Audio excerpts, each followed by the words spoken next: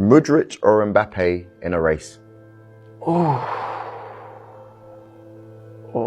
You should ask this for Fana because he played with both of them, and I've seen video. He said Modric. What? Really? And he was like so confident. He said 100% Modric. I'm honest with you, I've never seen something like this. In 2022, amidst the ravages of war in Ukraine, football in the country was thrown into disarray, with many talented players fleeing and the league in turmoil. The sport seemed to collapse. Yet, out of this chaos, the football world witnessed the meteoric rise of a prodigy, often referred to as the Ukrainian Neymar. Mikhailo Mudryk was a different beast. It's not Ukrainian Neymar, it's Ukrainian Mudryk. This sounds is better.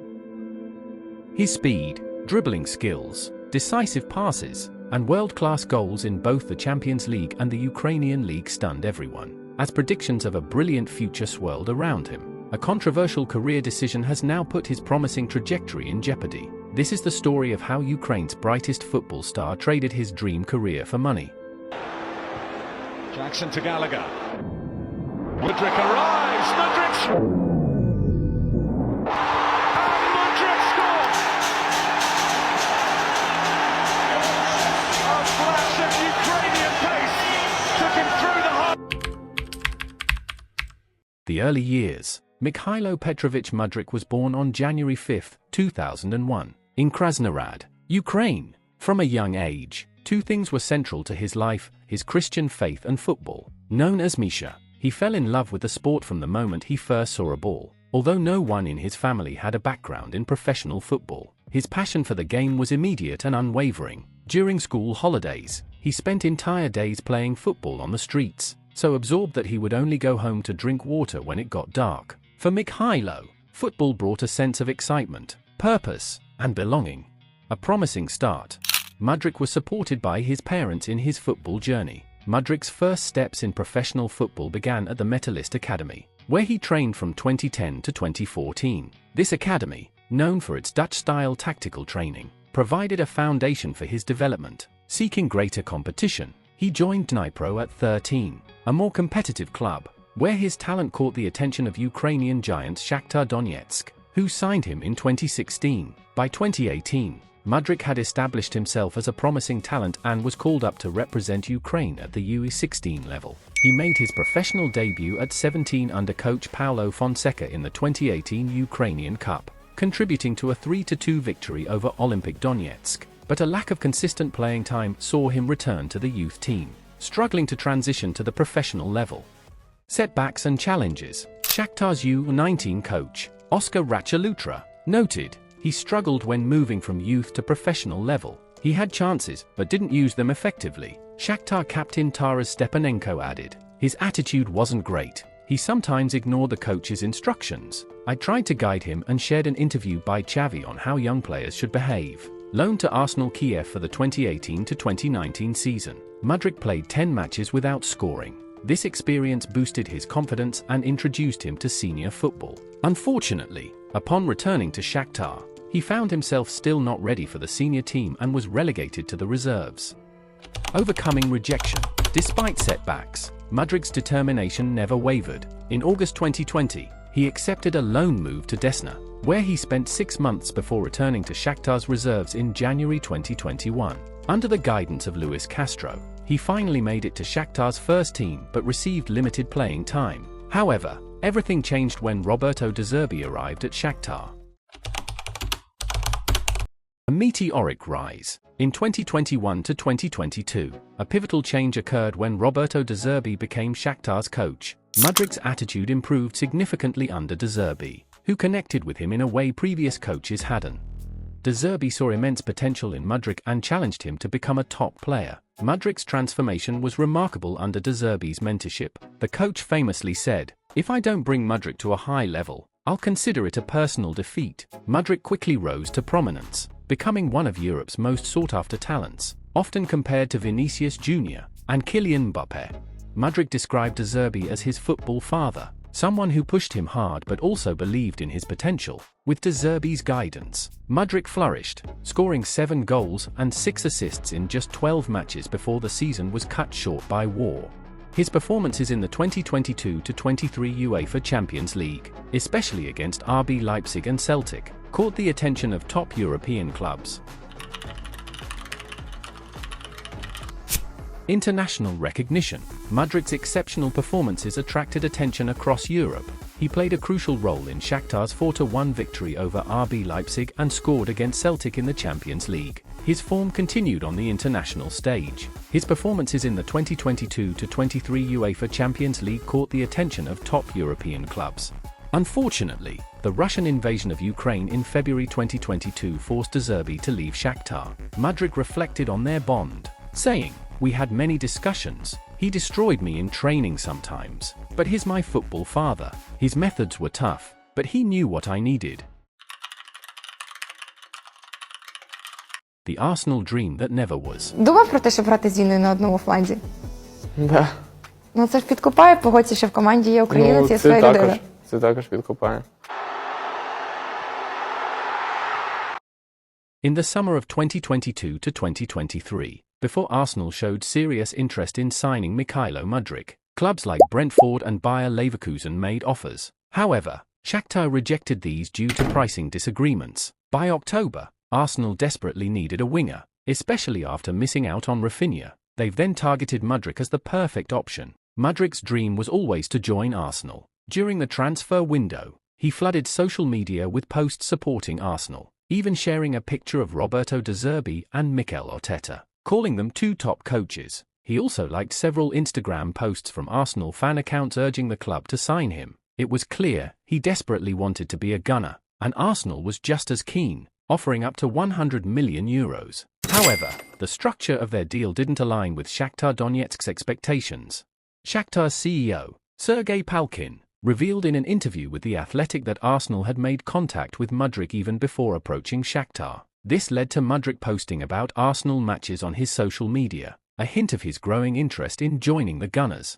You can imagine, Arsenal called him almost every day. "When I met Arsenal, they said they had contacted Mudryk first," Palkin said. "So I told them, okay, you contacted him, but you should have informed us first." While Arsenal was still negotiating, Chelsea made their move in late December. Both London clubs matched Shakhtar's asking price, but Chelsea's approach was more professional and structured. Palkin explained, "The difference with Chelsea is, Chelsea contacted us first to ask for permission. Then they talked to the player, his agent, and discussed the financial aspects." Although many assumed Mudryk would end up at Arsenal due to their persistent contact, Chelsea's offer was more realistic, especially concerning payments and bonuses. Chelsea representatives Bedad Igbali and Paul Winstanley flew to Turkey, where Shakhtar was in camp, and conducted a 10-hour negotiation. They involved Mudryk in discussions, explaining Chelsea's vision and project. Their commitment convinced Mudryk to choose Chelsea over Arsenal. "We know Chelsea are in transition and facing challenges, but they're serious about building one of the best clubs in the world," Palkin added. Ultimately, Chelsea paid £88, €7,100 million to bring Mudryk to Stamford Bridge. My understanding is that the final offers from the two clubs, Arsenal and Chelsea, the total figure of €100 million was basically the same, but the difference is the speed of payment. Is that correct? Offer was the same. Not approximately the same. It was the same figure, fixed part, variable part, bonuses, it was the same. But if you look inside of fixed part and bonuses, it was completely different. In what way? Different time of payment, different kind of bonuses, because yes, we can talk about bonus, but this bonus should be somehow achievable, realistic, let's say, Therefore, in this case, Chelsea was much more serious, and concrete and fair, and in some points. Therefore, and when we meet Chelsea, we stay all together, for you to understand, 9 or 10 hours. Wow. And yes, and they invited player, they explain us the whole project, and we realize that really, yes, if you will look now, yes, Chelsea has some kind of problems, and it's normal because they have, let's say, transition period from one owner to... Arsenal shifted focus and signed Leandro Trossard, who has seamlessly integrated into the squad. The struggles at Chelsea. Mudryk showed promise in his debut against Liverpool, displaying speed, agility, and dribbling skills. Social media buzzed, comparing him to Eden Hazard and claiming Chelsea had stolen him from Arsenal. However, his performances since have been inconsistent, with only a few standout moments, such as scoring his first goal against Fulham and an equaliser against Newcastle. Here are his stats so far with Chelsea. The season 2022-2023, he played 15 games for 2 assists. The season 2023-2024, he played 31 games for 5 goals and 2 assists. Despite being touted as a future Ballon d'Or winner by Roberto De Zerbi, his impact has been minimal. What went wrong? Mudryk joined a Chelsea team in disarray, lacking stability and clear direction under Todd Boehly's leadership. The pressure to perform, coupled with a chaotic club environment, has stunted his development, leaving fans wondering if he can live up to his potential. After his move to Chelsea, Mykhailo Mudryk played under 3 different managers: Graham Potter, Mauricio Pochettino and Enzo Maresca. Chelsea has been active in the transfer market, securing the signings of Raheem Sterling and Maduka in the summer of 2023, followed by João Felix, Pedro Neto, and Jadon Sancho in 2024. Mudryk is not Enzo Maresca's first choice for the left-wing position, competing against such talented players, including João Felix, Pedro Neto, and Jadon Sancho, has significantly reduced his playing time, impacting both his confidence and form. A future in doubt. How good could Mudryk be? Honestly, sky is the limit. Really? The quality he has, incredible. Incredible. The thing is, guys, I know it's a price tag, pressure, media. I used to speak with him a lot, you know. He came from different league. Mudryk's future is uncertain. At 23, he's still adapting to the Premier League and the challenges of a new environment. Despite his struggles, there are signs of hope. His explosive speed and technical skills are undeniable, but he needs stability and the right guidance. Many believe that under Arteta at Arsenal, with support from fellow Ukrainian Oleksandr Zinchenko, Mudryk could have thrived. Instead, he's at Chelsea, where the constant upheaval hinders his growth. It's important to remember that Mikel Arteta highly rated Mudryk, given Mikel Arteta's impressive track record of nurturing and developing talent. It's likely that Mudryk would have thrived under his guidance, honing his skills and maximizing his potential. Arsenal's need for a player with Mudryk's speed and agility remains, as only Gabriel Martinelli has shown the same level of dynamic play. What could have been?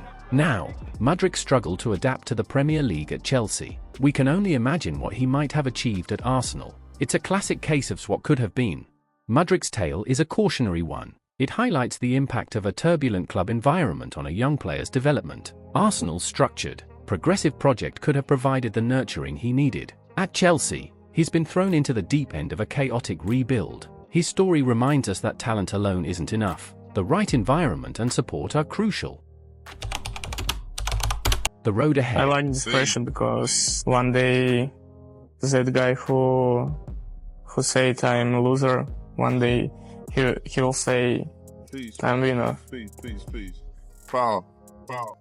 The question remains, can Mudryk fulfill his potential at Chelsea, or will he be another what if a story in football's history? As he navigates this challenging phase of his career, the football world watches closely. There's still time for him to turn things around, but it will require resilience, hard work, and perhaps a bit of luck.